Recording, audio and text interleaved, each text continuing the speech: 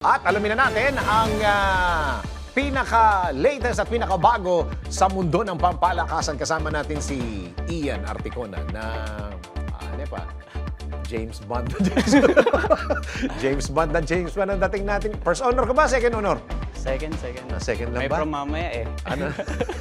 Ganda lang nga. Doon sa mga nakikinig sa radyo, minsan-minsan puntahan nyo yung Aliw Channel 23 at DWIZ Yan, News TV or sa YouTube mismo para makita nyo yung kagwapuhan ni Ian.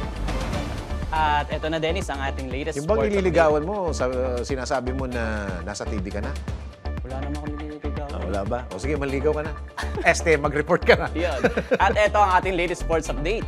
Fighting Maroons, pinataob ang Lady Falcons sa 5-set thriller. Ni Tura, nagtala ng makasaysayang 38 points. Narito ang aking sports news. Sa mundo ng palakasan, ang latest malalaman sa DWIZ Sports News. Nagpasiklaban ng husto ang UP Fighting Maroons at Adamson Lady Falcons sa isang makapigil hiningang laban sa UAAP Season 87 Women's Volleyball Tournament. Sa kabila ng record-breaking na 38 points ni Shaina Nitura ng Adamson, nanaig pa rin ang UP Lady Maroons sa 5 set sa score na 25-15, 15-25, 24-26, 25-22, 15-10 upang wakasan ang kanilang 4-game losing streak at itaas ang kanilang kartada sa 3-4.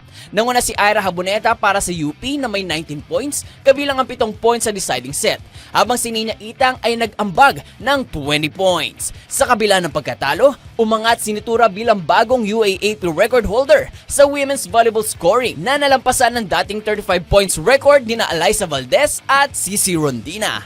At yan ang aking Sports News. Ian Articona, nagbabalita ng tama, naglilingkod ng tama. Ang balitang ito ay hatid sa inyo ng Arena Plus. Sa Arena Plus, astig sa sports. Download Arena Plus app now in App Store. You can watch it also on arenaplus.ph. Sa Arena Plus, astig sa sports. Gaming for 21 years old and above only. Keep it fun. Game responsibly.